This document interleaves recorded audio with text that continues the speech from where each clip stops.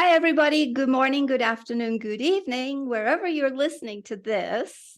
Let me introduce my co-host, Sharon Fields. Thank you, Doreen. Thanks for having me as your co-host, because it's so exciting meeting all these wonderful people all over the globe with their stories. Today, we have with us Dr. Rachel Cason. Hi, Rachel. Hi, I'm excited to be here. Rachel was born and raised between France and England. Her intercultural explorations changed direction at 16 when she repatriated with her family to England and began her studies in sociology in earnest. This eventually led to the foundation of Life Story Therapies, where she now works with other adult TCKs who are exploring their stories and the impact of their chapters so far on their present day experiences. She recently published Incredible Lives and the Courage to Live Them, Thoughts of a Third Culture Kid Therapist, an offering to the global community she shares so much with. So, Rachel, shall we start off with the TCK identity and what that means? You didn't pick a light one to kick off. The TCK identity and what it means. So there's been really rich conversation around what it means to be a TCK. And I remember when I started my doctoral work in the UK, there's less of an understanding about the word TCK. It's not used as much as it is stateside, where a lot of research has sort of been coming up historically and present. So I had to do a lot of establishing what a TCK was and trying to justify why it needed its own title. And I think that is part of a bigger conversation that has continued. There was a lot of, well, surely they're just second generation migrants. Are we talking about labor migrants? Are we only giving them another name because they're often white? You know, there's this, and there's a sort of privilege piece to it. Why do they get their own name, etc.? For me, the TCK identity is still worth it as a label, partly because of recognizability. It was coined way back when by the USEAMS, and it started the ball rolling around so much precious research. But because it has the word kid in it, I'm really wedded to it because it has the word kid in it, which for me really emphasizes the when of the identity. We have global nomads, they can be adults. We have citizens of the world, they can be adults. TCKs can also be adults, but that third culture kid bit situates the beginning part of their story at the beginning. In their little developmental burgeoning growth. I'm waving my arms around for anybody that's... It's really important to contextualize the when for me, because we can get really focused on the what does a TCK look like? And we've all got our own personalities. There isn't a TCK profile in that sense. So the when is the bit that we all collide on. The when is what connects us. That at this significant developmental phase of our lives, we were culture hopping. And then that third bit as well, obviously, you know, for me, it was Niger, it was France, and it was England, which happens to, you know, be the trio that echoes in the third culture kid. But that third culture kid, it's that first culture of your passport culture, which again could be multiple, right? And then the host culture, multiple. And then that third bit, that shared experience, which for a lot of us was organizational. There was an organizational, structural culture that we functioned in.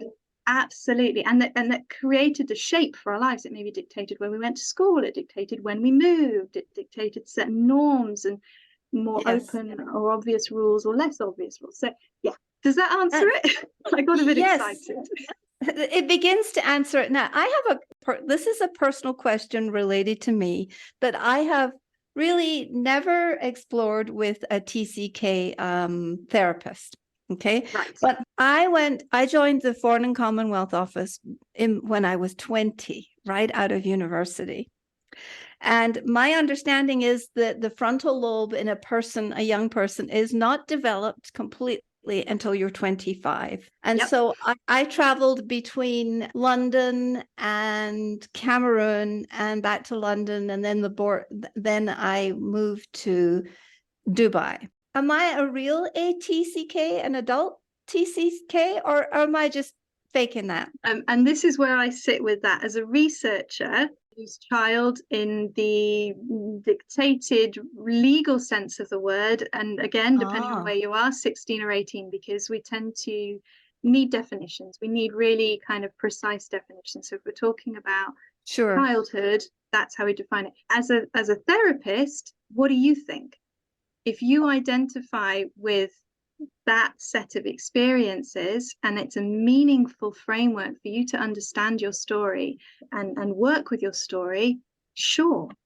And I'll tell you why, because those 5 years or 6 years were so formative, because I came from a very sheltered background in Scotland. And then I was thrown out into this great big world of the Foreign Office, and I had to learn the rules and the structure and the culture. And then I was thrown into being the youngest, most junior person in the embassy. And forever, that is a formative experience. And so I claim the title of ATCK because I was a young adult and I was definitely in my formative years. And it's not a legal definition for me. And I appreciate that. No, and I think we don't, from where I'm sitting, we don't need to get too precious actually about how we do this defining piece, unless, like I say, we're in research and it's a whole different game. Then we need these kind of shared language pieces for that. But from where I'm sitting, we don't need to get protective about it. As long as we are open to a diversity of experience, as long as we can recognize that moving abroad when you're 5 is going to be different from moving abroad when you're 20, as long as we can recognize that there are stayers as well as the ones who moved, as long as we can make space for the variety of stories within the TCK identity, we don't need to gatekeep. That feels more organic and natural, doesn't it? Yes. So that kind of leads me into my next question for you is, what patterns do you witness most frequently in TCKs? Yeah, this one, this is also an organic thing for me, because the longer I practice, the more data, I suppose, I have around the different themes that come up. But at present, what is particularly sort of in the front of my mind as I'm working with TCKs, it's relationships, it's a sense of purpose, and it's identity more or less fragmented. And there's a lot within those themes as well. The relationship piece, what often comes up around this is, I hesitate to call them commitment issues because I feel like that's reductionist, but there's tension. What I often observe is a push-pull effect, where we can end up with a relationship dynamic where we are very focused on the needs of the other, whoever that is, whether that's friendships or romantic or community. The focus or the energy in that relationship is often getting the safety of their attention, affection, and it's not necessarily going to look like attention seeking, but it's very much focused on establishing being wanted. And then we also have this alternate tension of but everybody leaves me, so it's not safe actually. So we can end up very focused on establishing our place in relationship at the same time as not really knowing what to do with it now necessarily, or feeling conflicted about that or unsafe in that. So it's very polar energies that can weight more or less one way or the other. Again, we're all individuals, but that's the observation at the moment that I'm in relationships. Interesting. Do you see a lot of progress or a lot of identity marrying or getting sort of cuddling up to the creation of who they want to be in the process of counseling? Absolutely. I mean, I just love my job. It's the best job in the world, because I get to start and meet somebody who often will come with, I don't know who I am. I seem to just mirror everybody around me. It's hard for me to fix on a particular version of myself. And it's just like a, what is there kind of thing. And I get to go, there's so much of you. Yeah. There's so much of you. Yeah. And can we pull all those pieces in? Can we validate all those pieces? Can we let them tell a story? And then we can go from, there's nothing here, to Mm. there's Mhm. all the things here, and it's Yeah. an amazing shift to be able to witness, be a part of. The image that came to my mind when you said that was I imagined jigsaw puzzle pieces Yeah, that were all scattered and not connected, but then through the process of counseling and coaching and whatever you use, then you can marry all those pieces of ourselves. yeah. The other one that comes up sometimes is sort of that stained glass window piece where you can just feel like Yes. you've got all these spiky shards that don't make a picture, but you get to decide how you assemble them, Yes. and it's both terrifying and exhilarating to go, well, I could control this. I could be an identity in intention rather than in reaction. Mm.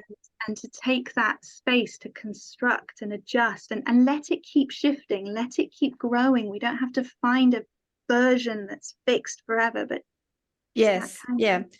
It's like flow. it's like becoming the artist in your own life, isn't it? It's Absolutely. like Yeah.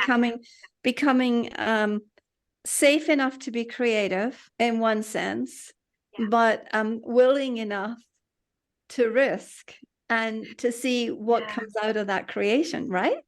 Yeah, and I think that's really well put, actually, Doreen, because it's that's safe enough to be creative. I mean, what is it that people say? You have to know the rules to know how to break them. And for TCKs who are moving, how long are they anywhere long enough to know the rules or to feel confident that they know the rules? So it can often really delay that creative process around identity because they're so busy. What's acceptable here? What's acceptable here? What's Yes. acceptable here? That we don't necessarily get to the point of going, well, I know what's acceptable and I don't like it. I'm going to be different. And to kind of have the safety of, I Yes. know the rules I'm breaking, and it's conscious rather than just being a Yes. collective experience of faux pas that's like social consequence of Armageddon. So Right. yeah, they're learning, and so taking that space in a therapeutic context or in any other helpful growth space to just go, I know it, now what? Now what? I feel like I didn't get that till I got to my 60s, because I work with people in their 60s, early 70s. It's Oh, constant that's process. great. Really? Yeah. Do you? Yeah. Wow, Yeah, that's great. 20s up to then, like we're all growing. I want to be Yes. growing on my deathbed. Like Yes. it doesn't Yes. stop. Yes, it's important to live on the growing edge of your becoming. Yeah. Yeah. Yes. And it's not just for TCKs anymore. It's for all of us. Absolutely. Absolutely. Fascinating. That's fascinating. I didn't ever until now, I just didn't have an image of people my age actually engaging in the work, but we do engage in the work. And I think in my 60s, I really became more reflective and more confident and more willing to go, well, I have the Saudi piece, I have this Cameroonian piece, I have this, Japanese piece, and it's like, this is it. Tough if you don't like it. It's like I developed an attitude finally in my 60s, which I think is confidence. Yeah. And a sense of what you want. I think just before we started recording, Sharon, you were talking about it feeling quite recent for you to kind of just go get it. That's right. That's right. When you finally realize that it's okay, and we've said all week, it's the slogan for the week has been, why not? Oh, I like that. Why not? Yeah. It really has been. We have done a batch of recordings this week, and we have had probably 3 or 4 of the 6 recordings we've done so far. It's ended up at why not? Yeah. That's really interesting. And I find it I'm noticing what a challenging question that is as well. And some of the things that can come up when I'm working with TCKs is frustration itself as to why not? Why have I not made these changes earlier? Why have I not taken these steps earlier? And a lot of what I sit in there is, well, let's look at why not. Let's look at how maybe now's the first time it's been safe to. Let's look at the risks that you were very sensibly considering before, actually, that we can sort of take this chapter and go, now's the time, but with grace, actually, for why not before. And I think the safety is part of the ease and the grace, isn't it? And relational work. I think when I first started life story therapies, I had this rather strange notion that people would come to me for maybe 12 sessions, that we'd kind of work through the story, we'd look at themes, we'd develop a kind of toolkit for the authorship of their own life, and off they'd go. And that is not how it's worked out. It's been much more, there is some shorter term work like that, but it's much more longer term, deep relational work than I anticipated, which is marvelous to get to be with somebody for longer in their journey. But it's also really highlighted if we've got relational wounds, we need a relational solution or strategy, and just the amount of safety you can create by just keeping showing up in somebody's life, especially if there's been ruptures in relationship.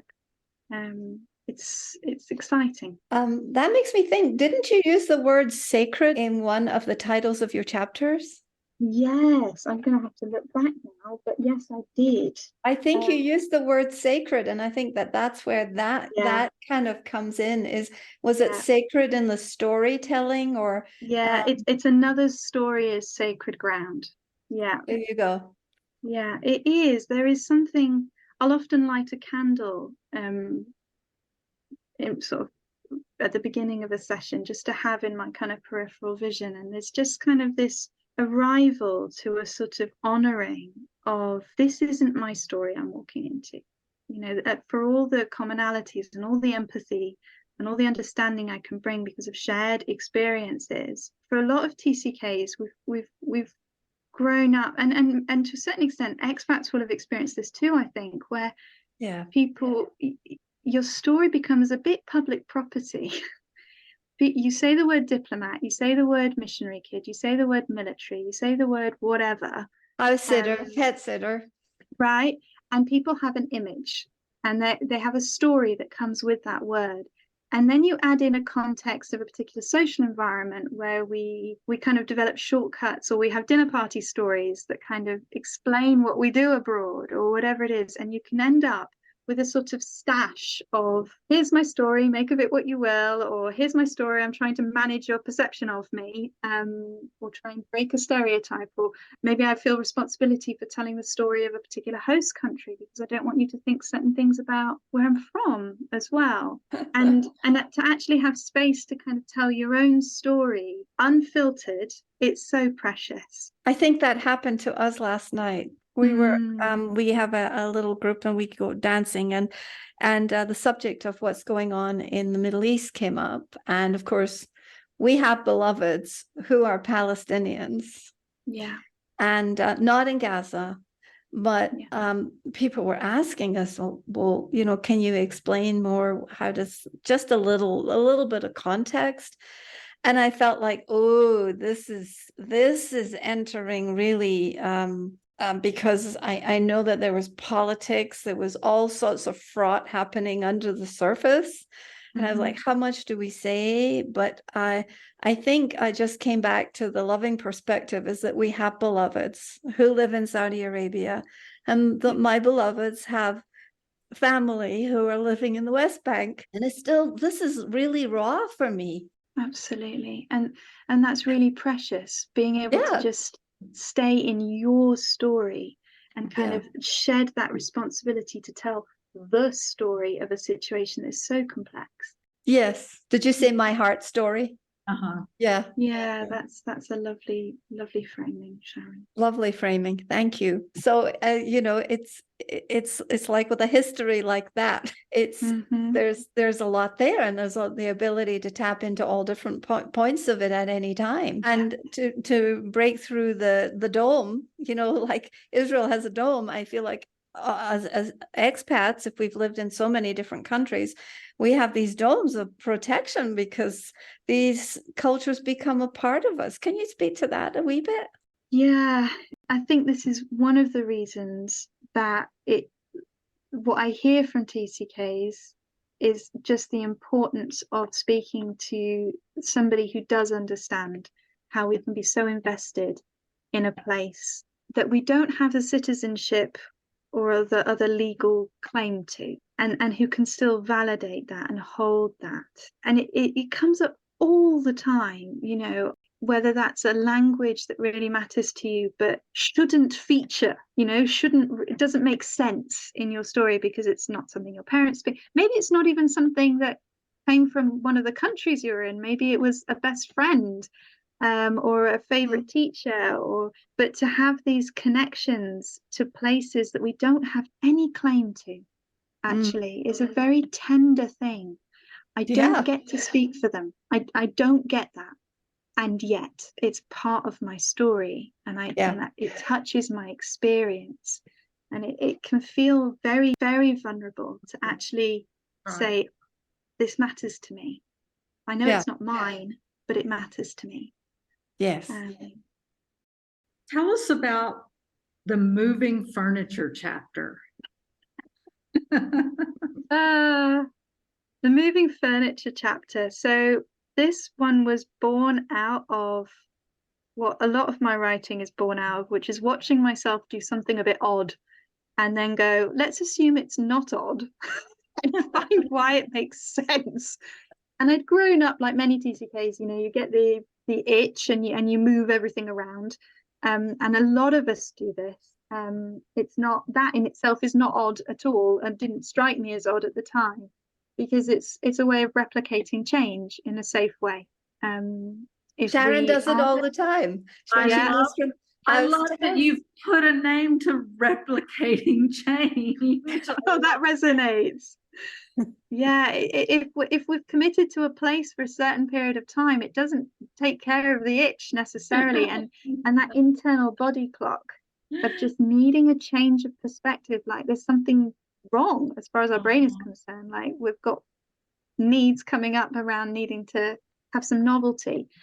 That in itself I've kind of made peace with, but that this particular chapter happened because as I was moving it, I was sort of engaging with it on a deeper level than I had before, which was how I was arranging the furniture. So this wasn't just about finding a new spot. It was recognizing that there was an identity opportunity here to rearrange it was my office in particular that I was working with, to notice how uncomfortable it was to try and ask myself what was actually going to work better for me. So the way I'd had it set up originally is I had my bookcases behind my head, which is your classic academic viewpoint of, look how clever I am, here are all the books, I'm a person who reads, right?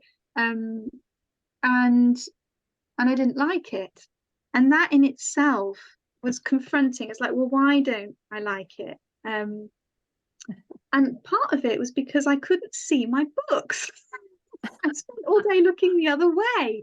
So to rearrange my furniture in this context suddenly became, do I identify as academic? Do I identify with these? How much do these books matter to me? Where do I want my gaze to fall in my office? And you'll see sometimes, you know, whether I'm in a client session or here, you know, my eyes are going to drift this way because that's where my books are.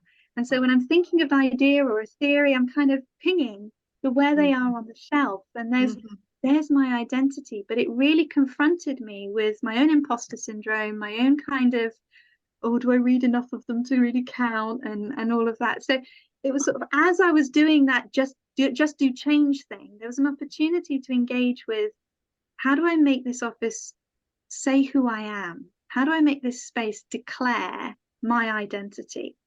And that's something we can find hard with spaces because they're often so transitory, to actually let our identity kind of splatter on the walls a little bit, as an externalization of us. So how does this resonate with you?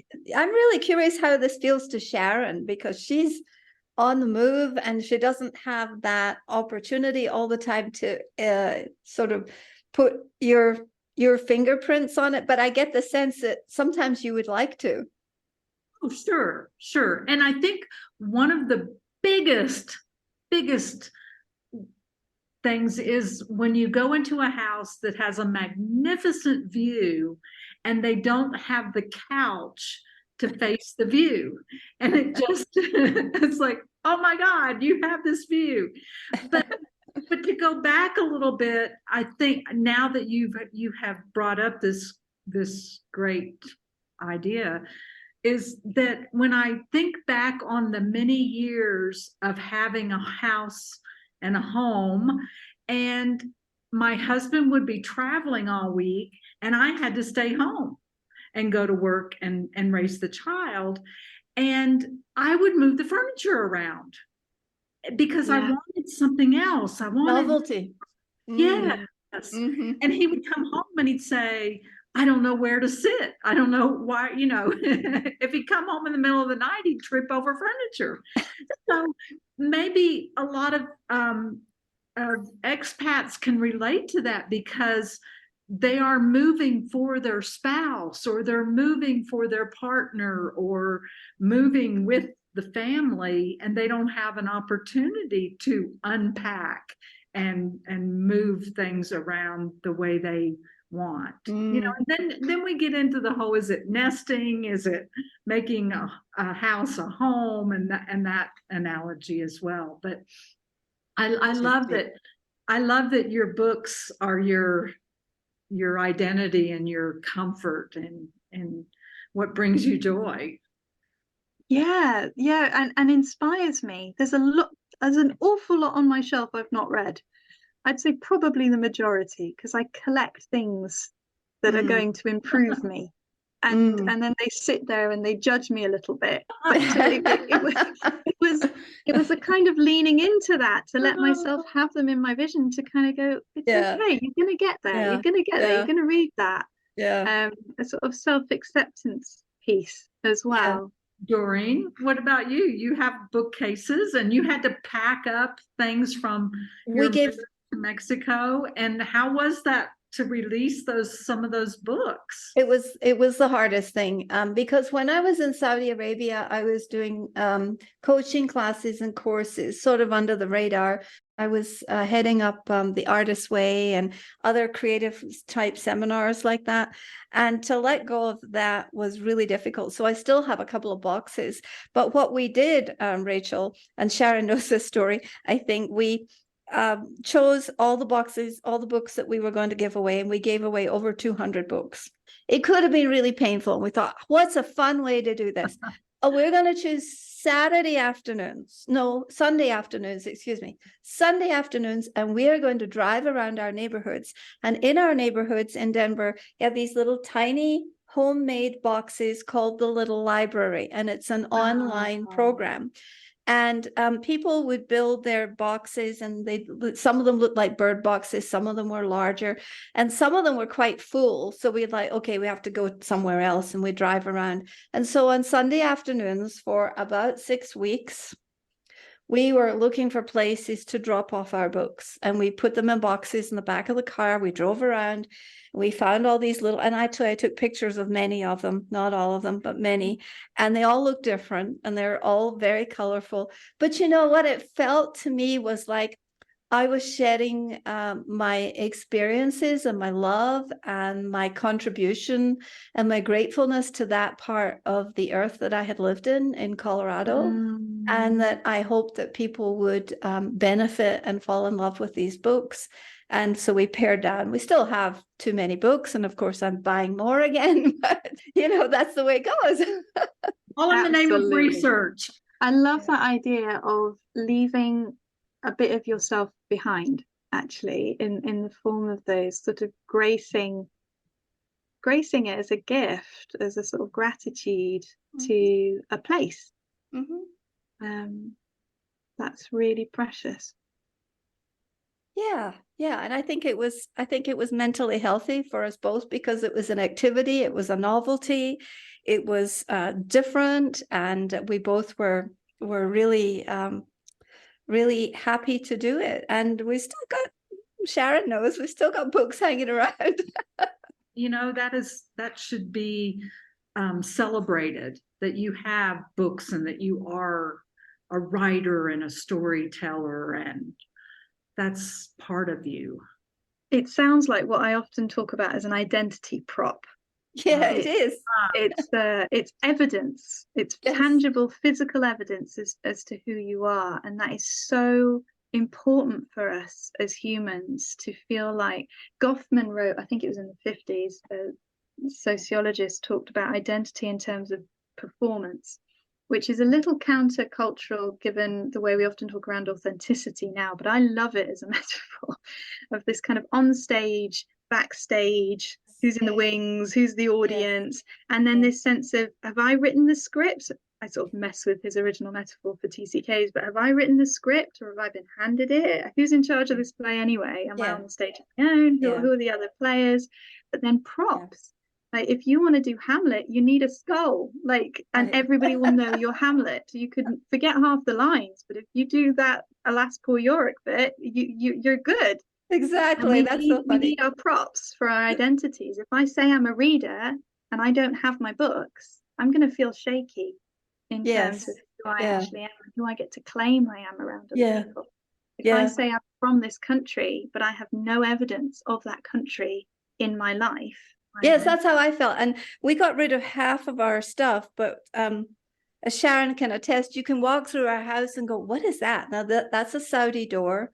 And this is a collection of onamari prayers from Japan. And, you know, this is an old thing I've carried around since Cameroon. And I never heard it put in terms and context until I read this in your book of how, you know, I would tell people, I'd say my story is exhibited in my house. And sometimes those things speak louder than I can, than words, and they are a greater and a different form of articulation. And that's fantastically healthy. Where it can get complicated for TCKs is where they don't have their own home to display their own stories, and if they've moved away to university or and so we can end up, you know, how can I subtly tell my story to me? So one of the ways, I mean, again, people aren't particularly watching because this is audio, but for the benefit of the listener, I'm wearing massive teacup earrings that are dangling in like little blue china facsimiles, and for me, this is me being English because I'm wearing teacups hanging from my ears in direct decorative nonsensical style, but they're also a connection to Niger, because big hooped earrings were a feature of many of the different tribal groups for women, and so I grew up with big earrings being the thing. You didn't go subtle, you went big, which is very counter English. Actually, English was you know, a bit more subtle. Petite, a little bit more petite, a little bit more subtle. For me, I'm continuing to tell my story to me. Nobody else knows. Nobody else is looking at my earrings and thinking Niger, but I know. And it's like, how can I signal my story to me as well as to anybody else? It's first to me, and that can be in our bodies. So that's fascinating. Do you wake up in the morning and ask yourself that question every day or many days? You go, so how can I exhibit my Saudi self, because I can't wear an abaya here? Yeah, no, I hear you. It's been more or less a conscious question over the years. So these days, so I have jewelry from Niger. I have bracelets. I don't get on well with bracelets, but I keep them nevertheless. Because of where they're from. And I will notice that there will be days where I feel less secure, less solid. I'm going to reach more for certain parts of my story in the same way that we reach for comfort food. So I will make certain recipes from certain parts of my story, and there will be an emotional impact of that. So once I know that, I can curate that, right? If I know this part of my identity, I can lean into that and go, what do I need today to feel solid? What do I need today to feel grounded? That might be bright colors, that might be a certain fabric, or that might be a signifier from a certain place. And we can ask ourselves that and take control.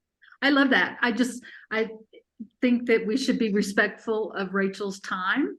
And you have a final thought or question, Rachel? For this round, because we know we're having you back. Oh, we know. You are awesome. You are awesome. I'll take that. This is fun. You light up the airwaves. Oh. And I have to say that this is the most, you are the most delightful person to be presencing, thinking consciously about exuding the cultures that we come with. So I want to thank you for that. That is so kind. You are in the calling that you should be in. You are wonderful. Wonderful. That's so kind. Don't make me cry. It's not good to do that to your guests. So where can our listeners find your book and more about you, Rachel? Yeah, so my website is explorelifestory.com. My book is on Amazon. Just type in the title, Incredible Lives and the Courage to Live Them, or my name. Be aware, Amazon likes to put an R in my surname and change it from Cason to Carson. So you'll get a whole different set of books, and I did not write those. So you might be best off with the title. I have a podcast as well, and there are links to that on my website. You can listen on Spotify and all sorts of other platforms. What is the name of your podcast? Oh, don't. You see, I knew you were going to ask me that, and I can't really remember. Never mind. It's Explore Your Story. Explore Your Story. I've been running that for a little while. So they're quite short little episodes. But it's Life of a Third Culture Kid Therapist. Explore Your Story. And you can subscribe and listen along, and it's my little wonderings about life. Thank you. Well, thank you so much for your time and for such a global-hearted conversation and such a meaningful glimpse of what third culture kids and TCKs are facing. And we would invite our listeners to look for Rachel everywhere online. And please like and share this episode. Yeah. Thank you, Rachel. Thank you. Bye. Bye-bye.